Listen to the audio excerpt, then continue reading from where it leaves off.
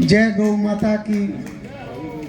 गांव की ढांग की इस पावन गौशाला में उपस्थित मेरे पिता तुल्य बुजुर्गों, मेरे मातृशक्ति माताओं और बहनों,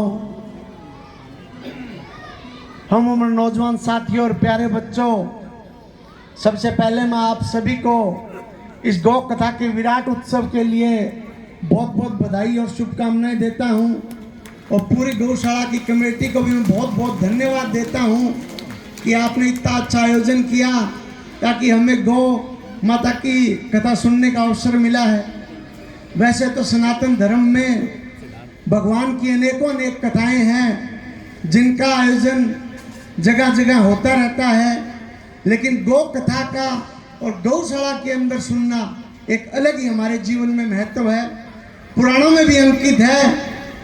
एक बार की मैं आपको बात बताऊं गौ कथा के महत्व की, कि उरव ऋषि हुआ करते थे जो कि प्रकृति के बड़े प्रेमी थे।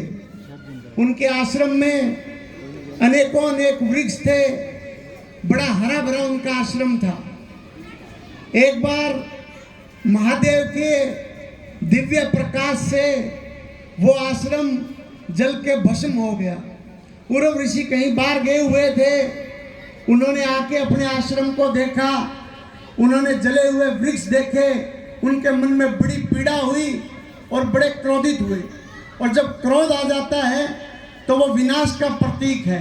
कलयुग में भी इंसान का सबसे बड़ा अगर कोई दुश्मन है तो वो क्रोध है। उरव ऋषि ने क्रोध में आके और श्राप दिया कि जिस किसी ने मेरे इस आश्रम को जलाया है उसके शरीर में भी ठीक इसी प्रकार से जलन लग जाए। महादेव के शरीर में जलन लगनी शुरू हो गई। सभी देवता इकट्ठे हुए, जलन का कोई समाधान नहीं हुआ। फिर पता लगाया गया ये किस कारण हो रहा है। सभी देवता इकट्ठे होके उरव ऋषि के पास गए और कहा, मुनिवर आप ये अपना श्राप वापस लीजिए। महादेव के शरीर में जलन शुरू हो रही है जब से आपने ये श्राप दिया है। उरव ऋषि ने कहा कि मैं श्राप तो वापस नहीं ले सकता, लेकिन इसका एक ही समाधान है कि गौ माता को प्रसन्न करके अगर उनके अमृत के समान दूध से अगर महादेव का अभिषेक हो तो उनकी जलन शांत हो सकती है। अब गौ माता को प्रसन्न करने के लिए सभी देवताओं ने गौ कथा माता को सुनाई और उन्होंने सुनी। गौ कथा को सुन के माता ने अमृत के समान दूध दिया, उससे महादेव का अभिषेक हुआ, उससे महादेव की जलन शांत हुई। उसी दिन से खुद महादेव और देवताओं ने कहा कि गौ कथा अगर कोई भी प्राणी कलयुग में और गौशाला में गौ माता के सामने अगर सुनेगा तो उसके जीवन के सारे दुख दर्द तकलीफ दूर हो जाएंगे। खुद नारायण भगवान ने, हम बड़े खुश नसीब हैं कि साक्षात देवी स्वरूप गौ माता हमारे जीवन में भगवान नारायण ने हमें दी है। उनकी सेवा करके हम क्या कुछ प्राप्त नहीं कर सकते।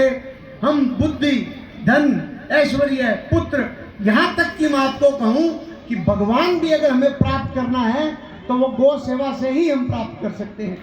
आप सभी गौ सेवा में जितना बढ़ चढ़ के हिस्सा लेते हैं तो आप बहुत ही भाग्यशाली लोग हैं, क्योंकि सेवा के लिए भी भगवान उसी को चुनता है जो वो उस चीज़ के लायक हो। तो आप सभी, भगवान ने आपको लायक समझा है, इसीलिए आप अगर गौ कथा सुनते हैं, गौ माता की सेवा करते हैं। लोगों के पास बहुत संसाधन है, बहुत पैसा है, लेकिन उन लोगों को पास टाइम नहीं है। गौ माता की सेवा करने के लिए वो 1 रुपया नहीं दे सकते। तो आप सभी बहुत खुशनसीब लोग हैं। तो इसके लिए आप भगवान का अनेकों अनेक बार धन्यवाद करें। आप सभी इस गौ कथा को सुनने के लिए आए, आपने तन मन धन से यहाँ सहयोग किया। आप सभी का तहे दिल से बहुत बहुत धन्यवाद, बहुत बहुत आभार। मुझे गौशाला कमेटी से 2 डिमांड प्राप्त हुई थी। एक तो पानी के टैंकर के लिए, टैंकर मैं 5-10 दिन के अंदर पहुंचा दूंगा।